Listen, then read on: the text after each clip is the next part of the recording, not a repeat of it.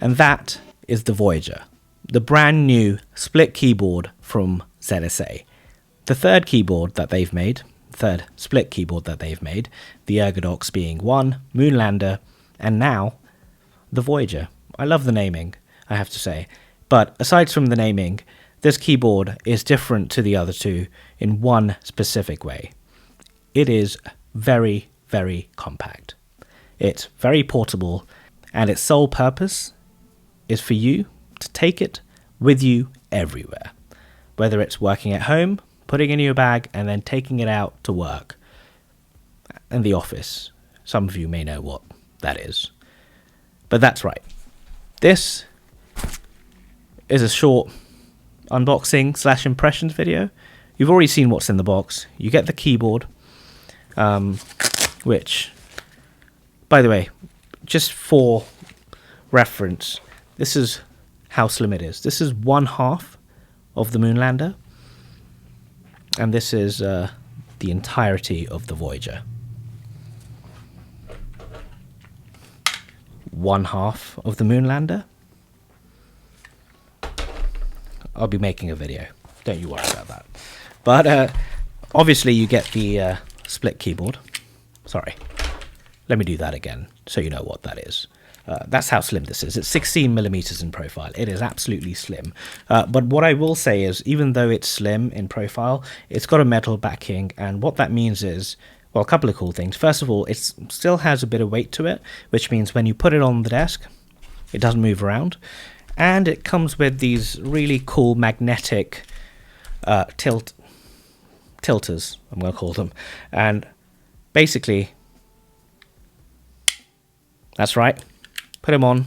Now you've got your tilt on your keyboard. Make it easier for you to type when you're out in the office. Really cool. Pretty cool design. So the metal backing has a couple of different features and purposes. So yeah, that's what you get in this tiny box. You get 2/2 of the keyboard, these pegs, which are magnetic and very strong magnet, must I add, which is really cool. You get a few USB-C to USB-C cables and a TRRS cable to connect the left side to the right side so you can type on both sides.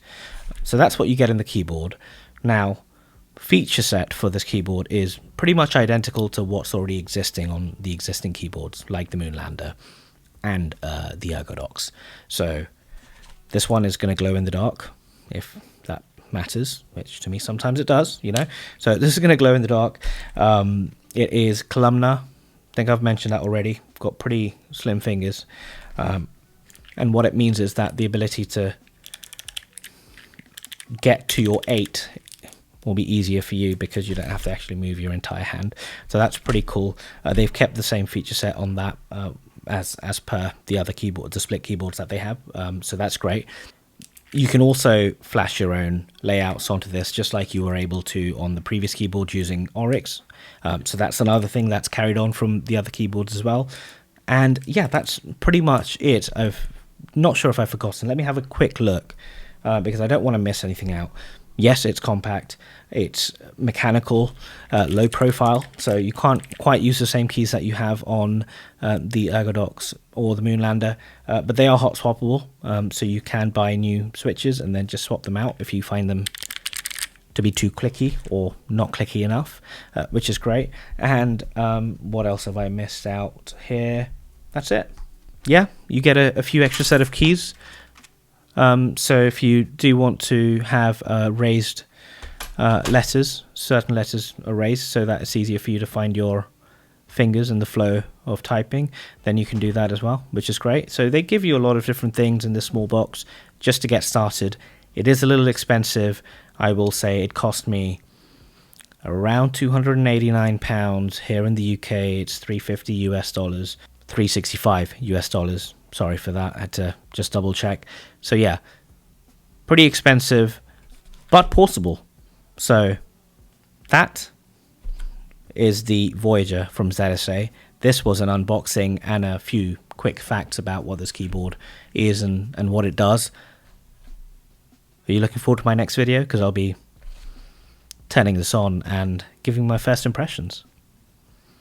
Thank you for watching. Please subscribe if you do want to find out what I make of this keyboard when I turn it on.